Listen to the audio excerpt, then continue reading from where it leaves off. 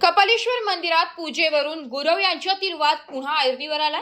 रविवार दिनांक 24 ऑगस्ट रोजी मंदिरातील पूजा हस्तांतरणावरून हेमंत उर्फ पप्पू गाडे व अनिल भगवान कुटुंबांमध्ये वाद होऊन एकमेकांवर धावून गेले।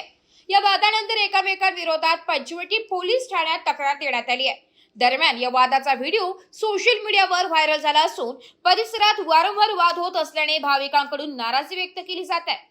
कपालेश्वर मंदिराची पूजा गुरव पुजारी करत असतात। या पूजेसाठी वर्षभरातील दिवस देखील ठरलेले। याच पूजेच्या हस्तांतरणाच्या वादावरून रविवारी गुरुवांमध्ये मोठा वाद झाला।